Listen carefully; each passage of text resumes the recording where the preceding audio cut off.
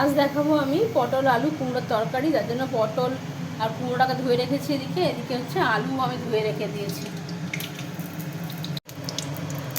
Gas জ্বালিয়ে কড়াই তেল দিয়ে দিলাম, সর্ষের তেল। তেলটা একটু গরম হয়ে গেলে পটলগুলোকে একটু লাল লাল করে আমি ভেজে তুলে রাখবো। তেলটা গরম হয়েই গেছে, আমি পটলগুলোকে দিয়ে দেবো। পটলগুলো একটু ভেজে না নিলে জল জল হয়ে যায়, এমনিতেই পটল একটু জলটা হয়, ভালো করে একটু ভেজে না নিলে টেস্টটা অত হয় না।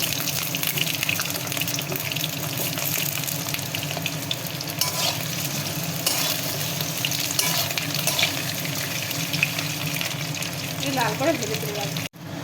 পটলগুলো লাল করে পুরো ভাজা হয়ে গেছে, আমি এবার এটাকে তুলে রাখবো। ওই তেলের মধ্যেই আমি ফোড়ন দিয়ে দেবো তেজপাতা আর সাদা জিরে। আপনারা চাইলে শুকনো লঙ্কা দিতে পারেন, আমি শুকনো লঙ্কা দিচ্ছি না, ঝালটা একটু কম দেবো, ওই জন্য শুধু জিরে আর তেজপাতাই ফোড়ন দিয়েছি। ফোড়নটা হয়ে গেছে, আমি এবার এর মধ্যে আলু আর কুমড়োটাকে দিয়ে দেবো।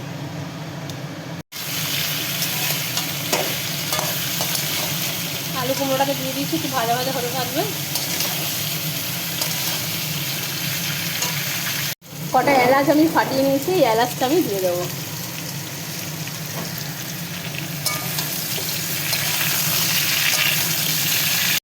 এবার আমি এর মধ্যে দিয়ে দেবো কটা কাজু আর কিশমিশ।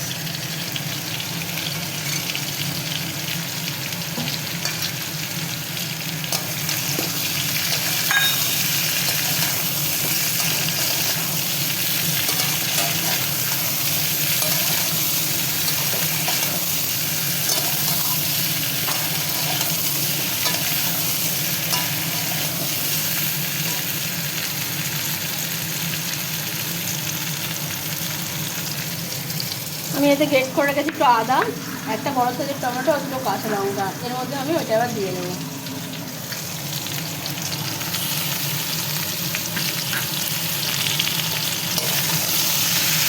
ভালো করে একটু নামিয়ে নেবো, বেশি ভাজবো না, কারণ আদা একটু ভাজতে একটু তেলটা হয়ে যাবে। এর কাঁচা গন্ধটা চলে যাওয়া পর্যন্ত আমি এটা একটু নাড়বো।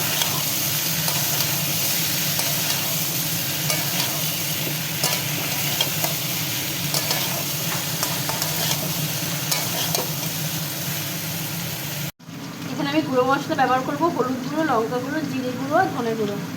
এটা পরিমাণ মতো দিতে হবে, যার যতটা পরিমাণ। আমি ঝালটা একটু কমই দেবো, যার জন্য আমি বেশি ঝাল দিয়ে নিই। এবার আপনারা ঝাল খেলে ঝালটা বেশি করে দিয়ে দেবেন, তাই করে এটা জল দিয়ে দেবেন।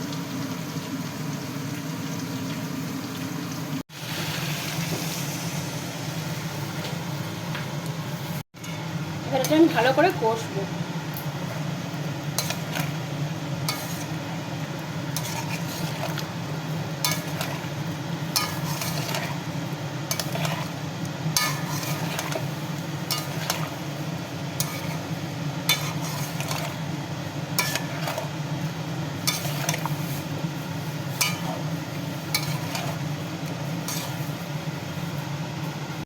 এবার আমি এতে দিয়ে দিলাম প্রয়োজন মতো নুন।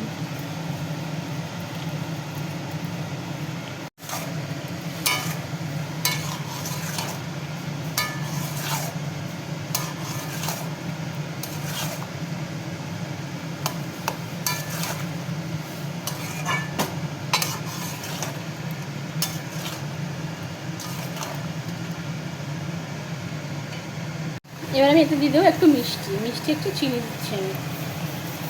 নিরামিষ তরকারিতে একটু মিষ্টি দিলে ভালো লাগে, কুমড়ো একটু মিষ্টিও হয়, তাই একটু মিষ্টি দিলেও খেতে ভালো লাগে। এবারে পটল ভেজে রাখা পটলটা আমি এতে দিয়ে দেবো, দিয়ে একটু কষবো।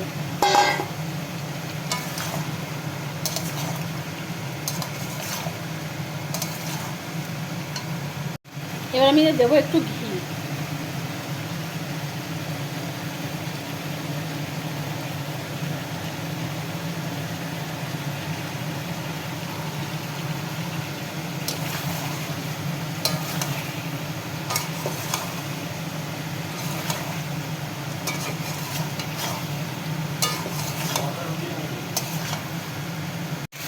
আমার কষানো পুরো হয়ে গেছে, দেখুন একদম তেল ছেড়ে দিয়েছে, গায়ে গায়ে দিয়ে গেছে।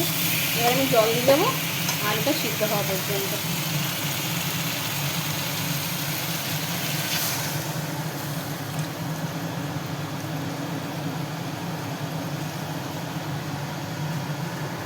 দিয়ে আমি এটা ঢাকা দিয়ে কিছুক্ষণ হতে দেবো।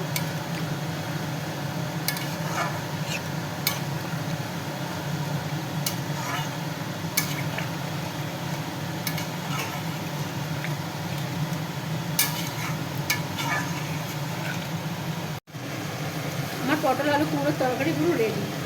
মাখা মাখা রুটি দিয়ে খেতে ভালো লাগবে, ভাত দিয়েও ভালো লাগবে, রুটি দিয়ে বেশি ভালো লাগবে, পরোটা দিয়েও ভালো লাগবে।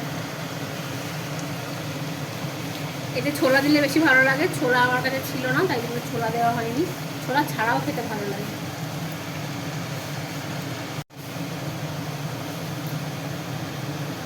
নিরামিষ দিনে একবার এটা বানিয়ে খেয়ে দেখতে পারেন, খুব সুন্দর খেতে পারে।